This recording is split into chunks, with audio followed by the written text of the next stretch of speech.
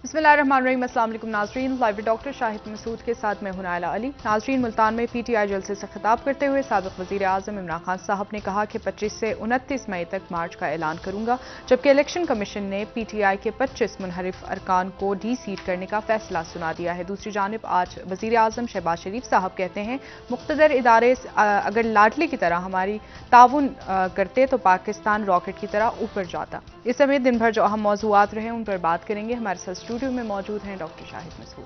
अस्सलाम वालेकुम डॉक्टर साहब।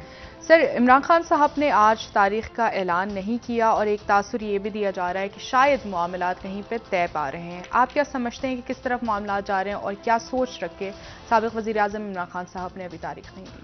देखिए, यहाँ पर एक इमरान खान साहब ने कहा कि डेवलपमेंट्स हो रही हैं। डेवलपमेंट्स जो हैं वो ये हैं कि आज जो पंजाब असम्बली तकरीबन मेरा ख्याल है कि वो अब एक गैर फ़ाल असम्बली हो गई और उसमें मज़ीद तजर्बात ना किए जाएँ, उस असम्बली को तहलील कर दिया जाए, वजह इसके कि तमाशा मज़ीद लगे। लोग कितने हैं जी, इतने लोग हैं, ये गवर्नर कौन है, गवर्नर इजलास नहीं बुला रहे, दूसरे आ रहा है सेट, उधर से लोग टूट रहे हैं, ये हो रहा है, वो हो रहा है। मुस्लिम लीग नून के 4 लोग जो हैं वो पीटीआई की तरफ गए हैं, मतलब किसी के पास भी अक्सरियत नहीं है। पंजाब के अंदर हुकूमत जो है वो हुकूमत बनाने की कोशिश जो है इस वक्त वो मज़ीद वहाँ पर आप समझें कि एक तमाशा लगेगा। अब वो पंजाब के अंदर ये सूरत हाल बनी हुई है और वहाँ पे गवर्नर का भी तय नहीं हो रहा मसला। फिर दोबारा असम्बली वापस कर दी है प्रेसिडेंट ने, 10 दिन और ताख़ीर हो गई है गवर्नर के। तो ये पूरा मुल्क इसमें रुका हुआ है और मुल्क की मईशत, खारजा पॉलिसी, बड़े फैसले सारी ये रुके हुए हैं। अब इसके दौरान जो है वो नवाज शरीफ साहब का ये मौक़िफ़ रहा कि असम्बली जो है वो तहलील कर दी जाए और फ्रेश मैंडेट हासिल किया जाए। यही मौक़िफ़ मौलाना फजलुर रहमान साहब का भी पहले था, यही मौक़िफ़ बाकी जमातों का भी था। लेकिन यह कि फिर बीच में एक ये 12 मसाले की चार्ट सी बन गई जिसमें मुनहरिफ अरकान के हवाले से एक फैसला आ गया सुप्रीम कोर्ट का कि वो वोट नहीं दे सकते। और ये देखें, ये लोटाक्रेसी कहीं ना कहीं ये सिर्फ इमरान खान साहब का मसला नहीं। इमरान खान साहब ने पहली दफ़ा भुगता है ना ये लोटों को, वो दूसरी पार्टियां पहले भुगत चुकी हैं। पीपल्स पार्टी, इसीलिए वो पहले इस्तीफे साइन करवाते थे कि आप इधर से उधर नहीं जाएंगे। ये फ्लोर क्रॉसिंग के असूल और ये सारा उन्हीं पार्टियों ने बनाए, उनकी पार्टियों के लोग टूट के जाते थे। बहरहाल ये बहुत बुरा एक होता है किसी भी क़यादत के लिए कि जी आप तरह तसव्वुर करें ना कि आपके अदारे के अंदर कोई शख्स काम कर रहा हो, आपके ऑफिस में कोई आपका कोई दोस्त हो, आपका कोई टीम मेंबर हो, आपके कोई, और वो आप उसके ऊपर एहसान कर रहे हो, उसके वो आपसे सैलरी ले रहा हो, अचानक एक दिन आपको पता चले कि वो आपके साथ है ही नहीं, वो तो दूसरे के साथ है, बहुत अरसे से राब्ते में, और अचानक तो ये हम देखते हैं हर रोज़। ये फैक्ट्रीज में होता है, ये कारोबारी अदारों में होता है, ये हर जगह होता है कि लोग किसी और के साथ मिले होते हैं। तो ये बहुत तकलीफ दे होता है उस शख्स के लिए जिसका नाम इस्तेमाल होता है इस तमाम अरसे में। तो ये इसी तरह से आप समझेंगे ये सियासी जमातों में भी यही इशू है कि जी आपने वोट कहीं और से लिया तो फिर बाद में चलेगा। अब इसमें बहस हो सकती है कि जी वो इसके नतीजे में तो एक डिक्टेटरशिप कायम हो जाएगी क़यादत की कि जी वो बाहर से बैठ के कोई रुकन अगर इख्तलाफ जेन्युइनली इख्तलाफ करता है तो भी दूसरी तरफ इस पर डिबेट एक हो सकती है और हो रही है। लेकिन मैं जो बात कह रहा हूँ कि पस मंज़र में जो डेवलपमेंट्स हुई वो ये हुई कि शहबाज शरीफ साहब जो हैं गालिबन, चूँकि मुस्लिम लीग नवाज़ की तरफ से भी मियाँ नवाज शरीफ साहब का भी यही मौक़िफ़, मरीम नवाज साहबा ने कल जलसा किया, उसमें उन्होंने यही बात की कि हम क्यों बोझ उठाएं, अवाम से पूछा पिछली हुकूमत का।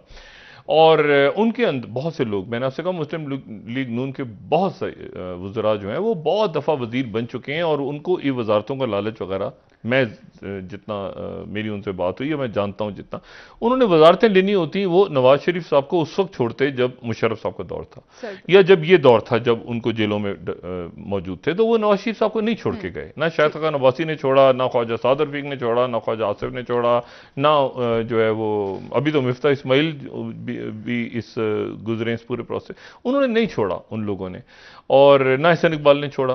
तो ये सारे जो हैं ये मुस्लिम लीग नवाज के तो लोग नहीं टूटे, पीपल्स पार्टी के टूट गए, मुस्लिम लीग नवाज के लोगों ने नहीं छोड़ा मियां नवाज शरीफ। तो उनका अपना एक वोट बैंक है, उनका ये था कि जिसको आप डिसॉल्व करें इस पूरे सेटअप को और फ्रेश मैंडेट के साथ सामने है। अब ये हुआ कि ये बहरहाल एक तनाव पर इमरान खान साहब ने कहा कि भाई मेरी हुकूमत उठा के आपने फेंक दी है दरमियान में, और ये यहाँ पे लोटाक्रेसी और सरेआम यहाँ मंडी लगी है इस्लामाबाद में। और मैं बताऊं इतना अफसोसनाक मनाजिर थे, और उसमें चंद शख्सियात आप याद करें वो वीडियोज आ रही हैं तो हंसते हुए जा रहे हैं, मजाक उड़ाते हुए जा रहे हैं। यानी इमरान खान साहब के टिकट के ऊपर वो आए, उनका नाम यूज किया, क्योंकि उस वक्त जो है एक हवा चली हुई थी तहरीक इंसाफ की, तो वो गए, बाकायदा रिक्वेस्ट की, वोट लिए पूरी, और उसके बाद सीटें जीती, ये एक सारा कर करा के आखिर में वो जनाब हंस रहे हैं। मतलब देखें, हमें इस ये कोई हंस रहे हैं अपनी शक्लें दिखा दिखा के, जनाब कोई कोल्ड ड्रिंक पी रहा है, कोई जनाब डांस कर रहा है, तो ये बड़े हमारी तारीख के बुरे मनाजिर, मतलब वो शख्सियात ज़ाहिर है कि मुंतखब अरकान है, मैं कोई बात नहीं कहना चाहता, लेकिन बहुत बुरा तासुर गया इसके नतीजे में। कुछ तो इख्तलाफ की बिना पे गए और कुछ ने पैसे पकड़े। इत्तेहादियों में से भी कुछ इत्तेहादी, अब सुने, मैं नाम नहीं लेना चाह रहा, इत्तेहादियों में से भी कुछ ने अपनी पार्टी की पॉलिसी और कुछ ने कहा कि नहीं हम तब जाएंगे तो हमें पैसे देंगे। इत्तेहादियों ने में से भी कुछ लोगों ने पैसे पकड़े, पाकिस्तान के अंदर भी और पाकिस्तान के बाहर भी, जिसके सबूत मौजूद हैं और आने वाले दिनों में आएंगे नाम सामने। बहरहाल ये बात किसी के लिए भी अच्छी नहीं। और नवाज शरीफ साहब के लिए क्या जनाब शर्त आयद की गई कि जी नवाज शरीफ साहब, ये जो लोग आएंगे जो कि प्रॉपर, मैं लफ्ज़ इस्तेमाल नहीं करना चाहता, लेकिन 12 लोटे हैं, लोटों की एक जगह होती है, जो जगह वो उठ के पार्लियामेंट में आ जाते हैं, लेकिन जगह तो उनकी कोई और होती है। बहरहाल अब वो जो हैं वो नवाज शरीफ साहब के लिए क्या कंडीशन रखी गई कि जी ये जो लोटे वहां से टूटेंगे या जो भी लोग टूटेंगे, इनमें कई तो लोग जेन्युइन हैं, जिनको हकीकतन जो अपने आप को फिट महसूस नहीं कर रहे थे तहरीक इंसाफ में, लेकिन उनके लिए ये कंडीशन रखी गई कि इनको नवाज शरीफ टिकट देंगे। अब आप नवाज शरीफ को ही छोड़ के गए एक खास वक्त पे, और फिर नवाज शरीफ उनको टिकट दें, और उस टिकट को लेने के बाद जो है वो, यानी वो हमें जी टिकट दिलाएं तो हम इमरान खान का साथ छोड़ेंगे। भाई नवाज शरीफ अपने लोगों को टिकट क्यों नहीं दें? देखें ना, ये एक पूरा हौच पौच हो गया था पूरा सिस्टम। और इसी तरह से पीपल्स पार्टी और नवाज, यानी देखें आगे जाके मुझे नहीं पता कैसे इत्तेहाद बनेंगे। पीपल्स पार्टी हो सकता है मुस्लिम लीग नून के अगेंस्ट खड़ी हो आगे क्या, लेकिन पीपल्स पार्टी को पंजाब में एडजस्ट हो गया, तो नवाज शरीफ को बचेगा क्या पंजाब में? भाई आधे टिकट आप दे दें उनको लोटों को और बाकी टिकट दे दें पीपल्स पार्टी को और इनको, उनको पंजाब में एडजस्ट करें, तो आपके पास लोग कहां, आपका कौन सा बंदा रह गया फिर पुराना जो बुरे वक्त में खड़ा था आपके साथ? तो ये नवाज शरीफ साहब को सूट नहीं कर रहा था।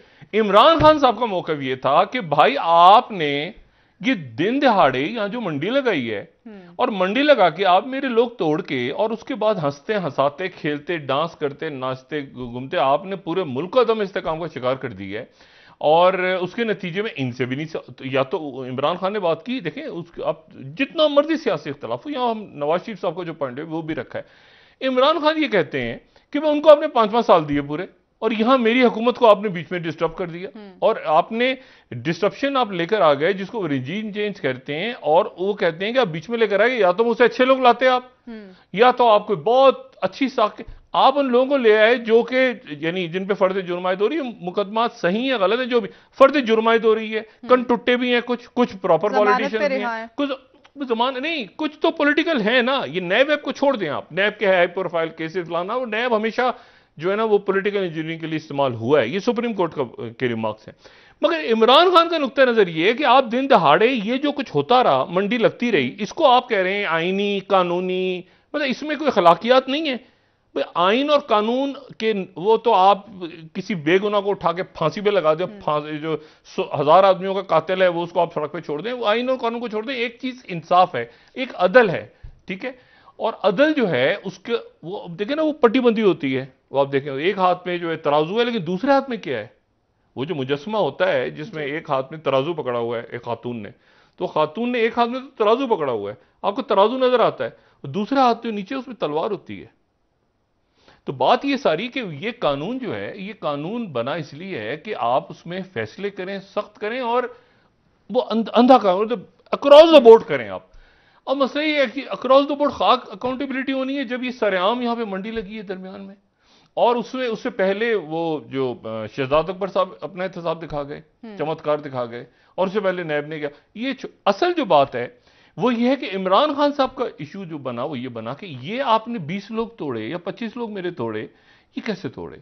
दूसरी बात कि पब्लिक के अंदर जो पल्स है, पब्लिक की जो राय आमा है इस वक्त पूरे मुल्क की या मुल्क से बाहर रहने वाले पाकिस्तानियों की, वो मुकम्मल तौर पे उस सोच के साथ है जो इमरान खान साहब की सोच है। इस वक्त वो नहीं देख रहे कि उस्मान बुज़दार कौन था, तो खजूर बख्तियार कौन था, वो देख रहे हैं कि इमरान खान जो बात कर रहा है वो बात दुरुस्त है, सर इमरान खान के साथ ज्यादती हुई है और किन लोगों ने की है वो सरेआम की है। ये भी नहीं कि कुछ छुप के किसी का जमीर जाग गया हो, वो सरेआम नाच रहे हैं, खुशियां जश्न मना रहे हैं, तस्वीरें मजाक उड़ा रहे हैं। वो जो चीज हुई है ना उसके अंदर इमरान खान फिर वो द रियल इमरान खान उसमें निकले और वो निकले और नहीं और उनके सब काकू निकले, उनके वर्कर्स निकले, वर्कर पहले निकले हैं। कुछ तो उनके जो हार्ड कोर देखे कासिम सूरी या बाकी लोग या अली मोहम्मद हमने देखा असेंबली में आंखों के सामने मनाजिर हैं और लोग एक्सपेक्ट नहीं कर रहे थे कि सारी की सारी पीटीआई उठ के चली गई। पहले तो पीटीआई ने रिजाइन दिया, सबके सब उठ गए, एक साथ उठे और फिर कासिम सूरी अली मोहम्मद ऐसे मनाजिर लोगों ने फिर दुनिया निकली बाहर, वो बाहर भी मुजाहरे शुरू हुए। पहली दफा पाकिस्तान में ऐसा हुआ है कि जो बाहर के मुल्कों में लोग बड़े बड़े पाकिस्तानी बड़े इतने बड़े एहतजाज निकले, गुस्से में निकले, यानी वो ये मोहब्बत वाला नहीं बल्कि गुस्सा, उनका एंगर होता ना, गुस्सा कि ये कैसे हुआ है। मतलब वो आप पहले के इमरान खान के जलसों को या उनके कारकुनों को देखें और अब के देखें तो बड़ा फर्क है। पहले ही होता था कि जी उम्मीद है, इस दफा गुस्सा है उनके अंदर कि ये किया क्या, ये हुआ कैसे है पाकिस्तान में। तो उसके नतीजे में ये हुआ कि पूरा वो जो प्लान था कि जी हुकूमत बनेगी और चलेगी और ये होगा और एक पे वो सारा का सारा वो जबरदस्त हो गया पूरा। और नवाज शरीफ साहब को ये रियलाइजेशन हो गई कि भाई इसमें ना तो कोई रिलीफ नजर आ रही है, ठीक है, अदालतों ने कहा कि वो लेकर आ जाएं, ये कौन से तबादले ट्रांसफर पोस्टिंग्स करवा रहे हैं आप। साथ ही जो है वो ये बात हो गई कि जी वो आज हमजा शहबाज साहब का मसला जो है वो पूरी पंजाब असेंबली, देखिए कौन सा वजीर आजम शहबाज शरीफ साहब, ये नहीं पता चला इसी में नाम डल गया उनका, खुदा ना खास्ता, तो वो ताला वजीर आजम भाई नहीं जा सकता काबीना के साथ। कल जो है वो फर्ज जुर्म आयद हो रही है। जब इशू ये है और उन पे भी और हमजा शहबाज पे भी वो खुद पेश हो रहे हैं अदालत में, जो कि बड़ी अच्छी बात है कि वो कानून के सामने पेश कर रहे हैं आपको, लेकिन इस तरह चल नहीं सकता सिस्टम। ये सिस्टम जो है ना ये इसमें गड़बड़ हो गई सारी। इसमें इमरान खान साहब के साथ भी बहुत सारी शख्सियात हैं जिनमें नैब के वो भी तो वो देखें across the border Imran Khan defend नहीं करेंगे उनको, ये मैं बता दूं आपको। और माजी में भी नहीं किया माजी में किया ना, माजी में कहा नैब ने परवेज खटक साहब ये सारे नाम थे ना, वो सही थे गलत थे जो भी थे, लेकिन थे ना खुसरू बख्तियार साहब, ये शुगर कमीशन, ये वो सारा, और लेकिन वो ब्लैकमेल करते थे गालिबन कि हमारे देखें हमें कुछ करेंगे तो हुकूमत गिर जाएगी और ये सारा, ये ऑन रिकॉर्ड बातें। लेकिन अब ये कि वो सही थे या गलत थे छोड़ दें केसेस, लेकिन वो केसेस हैं अपनी जगह पे। अब मसला ये है कि अब इसमें ये फंस गई, जो नया सेटअप आया ये तो बिल्कुल फंस गया, 12 मसाले की चार, कोई सर पैर ही नहीं। मिफ्ता इस्माइल साहब और इसाक डार, मिफ्ता इस्माइल कुछ और कह रहे हैं, इसाक डार कुछ और कह रहे हैं। मरियम नवाज साहबा का पॉइंट ऑफ व्यू है वो जो नवाज शरीफ साहब का पॉइंट ऑफ व्यू है, शहबाज शरीफ साहब कह रहे हैं कुछ और। उसके नतीजे में खुर्शीद शाह साहब ने कल कहा कि जी मतलब हम तो छोड़ने को तैयार हैं, लेकिन ये कि हमें सपोर्ट, अब ये सपोर्ट देखें इस्टेब्लिशमेंट आपकी क्या सपोर्ट करेगी। अब देखें आप कल को कहेंगे कि अदालत हमें सपोर्ट करे तो हम हुकूमत करेंगे, अदालत का काम क्या है, अदालत कैसे सपोर्ट करे, आपको हाथ ना लगाए। एक पेज चला है वैसे इस मुल्क में, ये भी ध्यान में रखें कि एक पेज चला है 2-2.5 साल, जिसमें बुनियादी तौर पे तो सत्यानाशी हुआ, क्योंकि उसकी वजह ये हुई कि सारे जो केसेस भी थे जो बनने थे जो ये, लेकिन उसका हर अदारे को अपना काम करना है। अब अदालत जो है वो एक फैसले कर रही है, ठीक है, और उसके ऊपर तमाम रियासती अदारे पाबंद हैं कि उस पर अमल दरामद करें।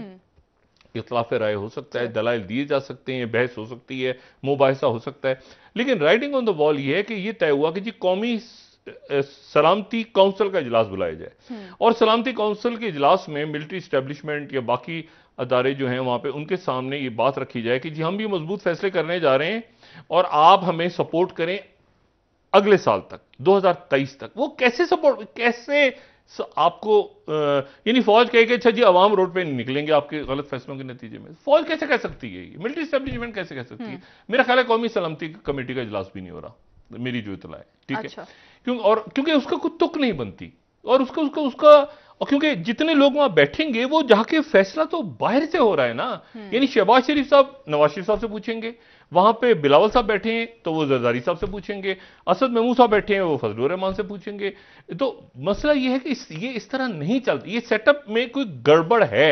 वो गड़बड़ है जो कि 2018 में मौलाना साहब भी कह चुके हैं, मियां साहब भी कह चुके हैं कि इस पार्लियामेंट, ये पार्लियामेंट बस इसको भूल जाएंगे, एक पार्लियामेंट थी जो बहुत शायद पाकिस्तान की तारीख की बदतरीन किस्म की पार्लियामेंट थी, जिसमें कुछ भी नहीं हुआ और आखिर में उसका इख्तिताम इस तरह से हुआ कि उसमें से लोग बहुत सारे निकल के इधर आ गए।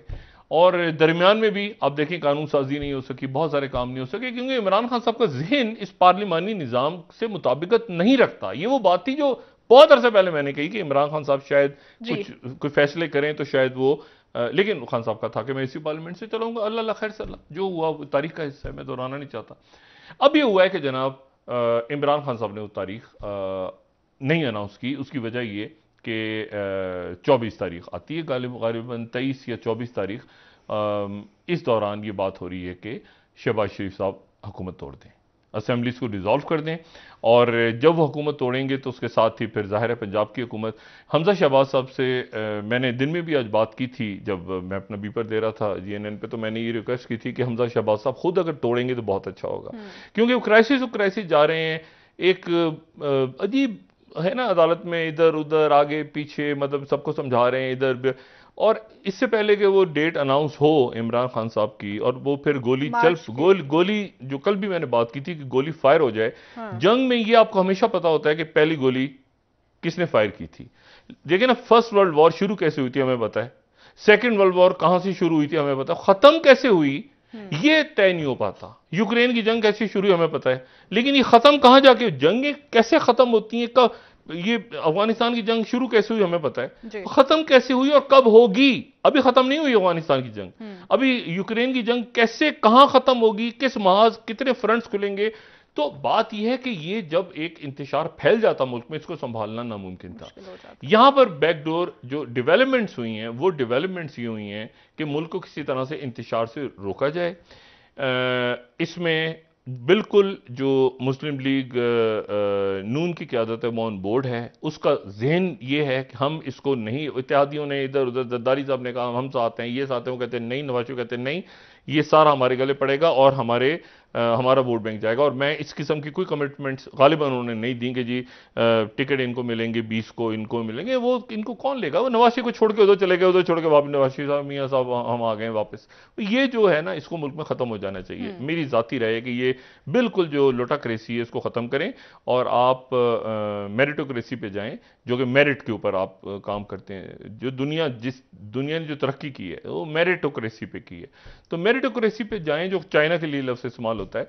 और आप ये लोटाक्रेसी को तो बिल्कुल दफना दें, ख़त्म कर दें हमेशा के लिए, कि ये लोग जो हैं ये भी कर सकते हैं कि जी इधर से उधर गए, उधर से, तो प्रोफेशनल लोटे, जैसे प्रोफेशनल गवाह आपको मिल जाते हैं अदालतों के बाहर, आप जाएं तो आपको इधर उधर कोई कटुट्टे मिल जाएंगे जो कि मुकद्दस किताबें उठा के उन पे हाथ रख के गवाही भी देने को तैयार हो जाएंगे।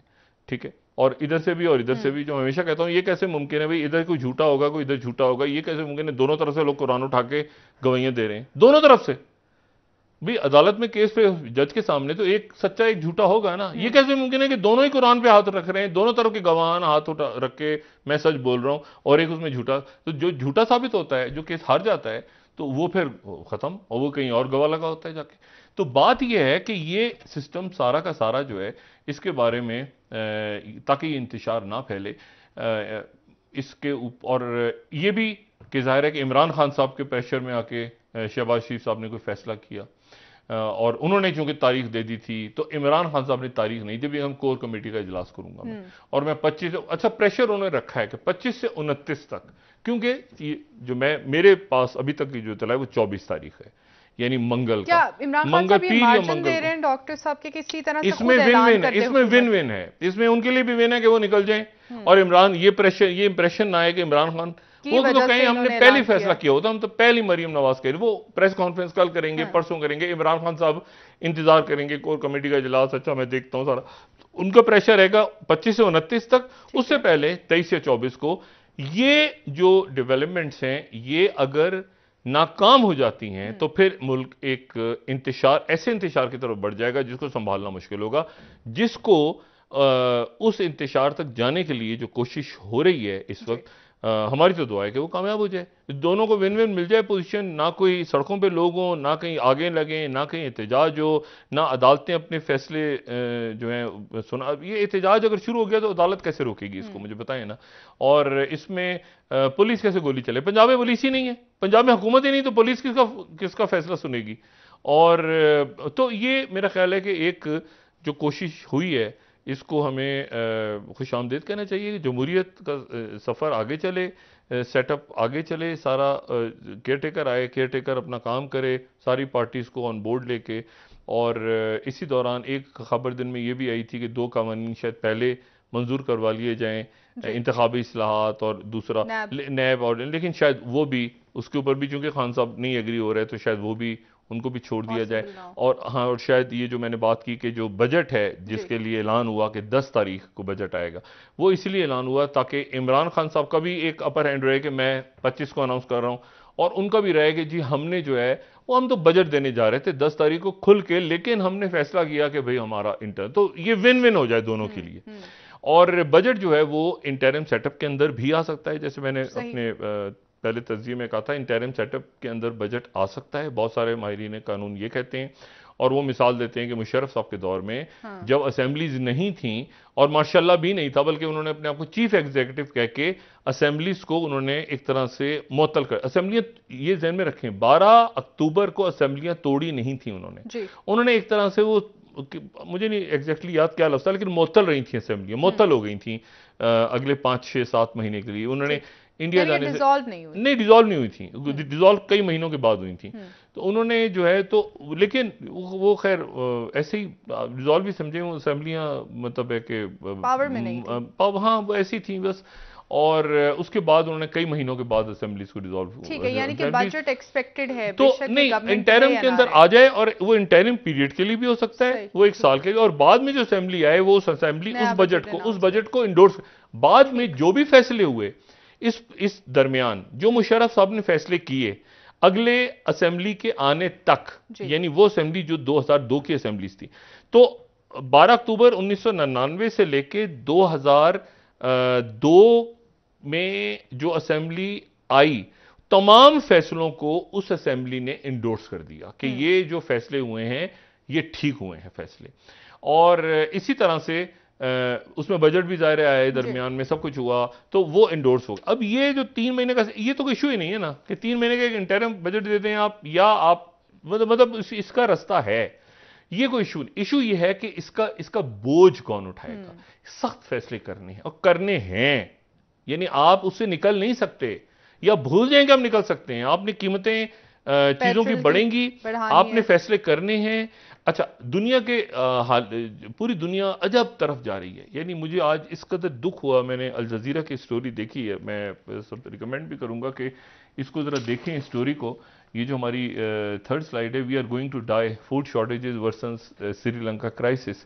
वहां पे अब खाना खत्म होना शुरू हो गया, चूल्हे तो बुझ गए हैं पहले ही, गैस वहां पे आ नहीं रही, पेट्रोल आ नहीं रहा, केमिकल फर्टिलाइजर, जो मैंने कल भी बात की थी कि खाद बाहर से आती है, सरसब्ज और शादाब मुल्क है, तो अब खाद भी नहीं है, तो खाद ना आने से पिछली फसल जो है वो कटा के वो खत्म हो गई, अगली फसल, तो फूड शॉर्टेज पे आ रहा है, ठीक है ना। और ये पिछले साल अप्रैल में उनके ये जो राजापक्सा थे, उन्होंने एक और कमाल ये कर दिया था, फर्टिलाइजर्स के ऊपर उन्होंने बैन कर दिया था। और उस वक्त उनको देखें, ये जो इस तरह के लीडर्स होते हैं ना, ये डायनेस्टीज बनी हुई हैं, खानदान, ये सोचते थे मेरा भाई, इसका भाई, इसका भाई, उसका भाई, उसने अच्छा इसको एक भाई सदर, एक भाई वजीर आजम है, तीसरा भाई वजीर खजाना है, चौथा इसका बैंक है, वो भतीजा भांजा उधर। इन्होंने जो सत्यानाश किया इन सब ने, और हालांकि ये हीरोज थे, हालांकि एक जमाने में ये बड़े मकबूल थे, लेकिन उसके बाद कश्तियों में भागे हैं बैठ के वहां से, और एक सदर फंसा हुआ पीछे, वो भी भागने के चक्करों में है, जो छोटा भाई है, छोटा भाई जो है वो सदर है, और बड़ा भाई जो वजीर आजम तो मुस्ताफी हो गया। लेकिन इशू ये है कि अच्छे थे, हीरोज थे, बहुत कुछ थे, लेकिन अब इनका सियासी मुस्तकबिल बिल्कुल खत्म हो गया, क्योंकि मुल्क को आप देखें कि अपनी कौम को छोड़ के भाग गए भूखा, इनके पास कोई हल भी नहीं था, इनके पास सोल्यूशन भी नहीं था, कोई इन्हें तस्वुर भी नहीं था, और सामने वो बंदरगाह के खड़े लोग रो रहे हैं और देख रहे हैं कि उसमें तेल है, उसमें पेट्रोल है, काश ये किसी तरह आ जाए तो हमारे पास थोड़ी देर की लाइट आ जाए। लेकिन अब लाइट, इलेक्ट्रिसिटी तो छोड़ दें, अब खुराक की किल्लत पैदा हो रही है। तो ऐसे हालात अल्लाह ना करे कि पैदा हो पाकिस्तान में, लेकिन आपको सख्त माशी फैसले करने हैं। आपने सब्सिडीज पे क्या करना है, आपने फॉरेन पॉलिसी कैसी, आज देखें आज क्या हुआ है। मैं वक्त हुआ तो जरा पॉलिटिक्स पे बात कर लूंगा मुल्क की अंदर, लेकिन आज प्रेसिडेंट बाइडेन जो हैं वो साउथ कोरिया पहुंचे हैं। ये उनका पहला दौरा है एशिया का। एशिया से मतलब जब वही बात, जब भी एशिया का नाम अमेरिका लेता है तो वो ये चाइना और साउथ चाइना सी और ये जो आसियान कंट्रीज हैं, इनकी तरफ इशारा होता है।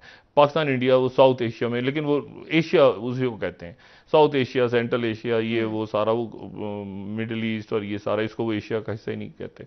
अच्छा, अब वहाँ पर साउथ कोरिया में वो पहुँचे हैं, और साउथ कोरिया में पहुँचे हैं, और उनकी जो वहाँ पे जो नए उनके प्राइम मिनिस्टर हैं, यून, उनसे मुलाकात उनकी कल होगी। लेकिन पहली जो आज प्रेसिडेंट बाइडेन का जो दौरा हुआ है वो उन्होंने सैमसंग का किया है। सैमसंग, ये टेक्नोलॉजी, दुनिया की तकरीबन 1/3 जो ये सेमीकंडक्टर्स हैं, ये सैमसंग बना, सैमसंग बड़ा ब्रांड है, और टेक्सास के अंदर अब सैमसंग ने प्रोडक्शन शुरू कर रहा है। तो पहले वो सैमसंग, पहले उन्होंने देखें ट्रेड टेक्नोलॉजी, इस पे दुनिया चल रही है। पहले सैमसंग का उन्होंने आज किया विजिट सारा, कल वो साउथ कोरिया के प्राइम मिनिस्टर से मिलेंगे और फिर जापान चले जाएंगे। और जापान में क्या होगा, जापान में क्वाड का इजलास हो रहा है, जी क्वाड, प्राइम मिनिस्टर मोदी वहां पहुंच रहे हैं, स्कॉट मॉरिसन पहुंच रहे हैं, ऑस्ट्रेलिया से जापान के जो कशीदा है वो वहां पे होंगे, तो और प्रेसिडेंट बाइडेन होंगे, तो वहां पर क्वाड का इजलास हो रहा है। और इसी दौरान चाइना ने साउथ कोरिया के अंदर, ये नॉर्थ एशिया है, यानी नॉर्थ वेस्ट एशिया है, ठीक है, सॉरी नॉर्थ ईस्ट एशिया है ये सारा, यानी जापान और साउथ कोरिया है ना, तो ये ऊपर है, ये साउथ चाइना सी तो नीचे है ना, तो साउथ चाइना सी तो आसियान मुल्क वगैरह उन सबसे वो मिल चुके हैं प्रेसिडेंट बाइडेन, और वो फिनलैंड और स्वीडन के प्राइम मिनिस्टर से भी मिले हैं, क्योंकि वो दोनों नेटो में आना चाह रहे हैं, लेकिन उसमें 2 साल लगेंगे। लेकिन उसमें टर्की को इतराज़ है, लेकिन टर्की का इतराज़ खत्म हो जाएगा, क्योंकि टर्की के मामला तय हो जाएंगे और वो F-35 तैयारों के ऊपर बातचीत आगे बढ़ेगी। लेकिन इशू ये है कि इस दौरान वो जो साउथ चाइना सी है, अब 4 इश्यूज वहां पे प्रॉब्लम है। नंबर 1 ताइवान, सबसे बड़ा इशू ताइवान के इर्द गिर्द जो है वो जापान टेंशन में आ रहा है, क्योंकि 90% ट्रेड वो ताइवान के इर्द गिर्द जो पानी है वहां से, उन पानियों से होती है। नंबर 2, इसी विजिट के दौरान दूसरी सबसे अजीब बात, प्रेसिडेंट बाइडेन की इंटेलिजेंस ने खबर दी है कि आप जब साउथ कोरिया में होंगे और जापान में होंगे तो north Korea intercontinental ballistic missile का एक और तजर्बा करेगा। आपको खुशामदीद कहने के लिए कि आप तशरीफ लाएं यहाँ पे, आपको सलामी देने के लिए वो जो है वो नॉर्थ कोरिया एक मिसाइल फिर फेंकेगा, वो जो कहीं हवाई शवाई के आसपास गिरता है जाके, वो अमेरिका के इंटरकॉन्टिनेंटल कॉन्टिनेंट इस साल इतने तजर्बे किए। अच्छा, ये एक नई टेंशन कि देखें ना, वो मतलब आप साउथ कोरिया में बैठे हैं, जापान में बैठे हैं, सर के ऊपर से एक मिसाइल गुजर के जा रहा है, वो आप ही के मुल्क की तरफ जा रहा है, यानी अमेरिका की तरफ। और फिर तीसरा इशू करल आइलैंड्स का। करल आइलैंड्स वो हैं जो जापान और रशिया के दरमियान दूसरी जंग अजीम में करल आइलैंड्स पे कब्जा कर लिया था रशिया ने, और फिर टेंशन बढ़ी है, यूक्रेन वहां डिस्कस होने जा रहे हैं। ये सारे इश्यूज हैं जो बहुत इंपॉर्टेंट, दुनिया में बड़े इवेंट जन्म ले रहे हैं। यहां पर अब पाकिस्तान में सियासी अदम इस्तेकान, मैन मेड क्राइसिस, सर बिल्कुल, बहुत लेबनान की तरह, श्रीलंका की तरह, या उन मुल्कों की तरह जहां नेशनल डिजास्टर्स के नतीजे में या खुदा ना खास्ता बड़ी जंगों के नतीजे में मुल्क तबाह नहीं हुए, बल्कि उनकी क्यादतें कोई फैसला नहीं कर सकी या फंस गई सियासत में, लीडरशिप के फुकदान की वजह से। लीडर्स फुकदान नहीं है, ज्यादा है लीडर्स, ज्यादा है जी, ठीक है, बहुत फुकदान कहां से हो गया? तो छोटा सा बच्चा पैदा होता है लीडर होता है। बहुत शुक्रिया डॉक्टर साहब। नाजरीन, प्रोग्राम का वक्त खत्म हुआ, कल इंशाल्लाह दोबारा आपसे मुलाकात होगी। मुझे नाइला अली को इजाजत दीजिए, अल्लाह हाफ़िज़। पहले उसको लीडर बनाते हैं, उसका अगला वजीर आजम तय होता है, फिर उसका नाम रखते हैं, तो लीडर का फुकदान कहां से हो गया? अपना दोस्तों, रिश्तेदारों, गिरदो नवा के लोगों का सब ख्याल रखिएगा। अल्लाह हाफ़िज़।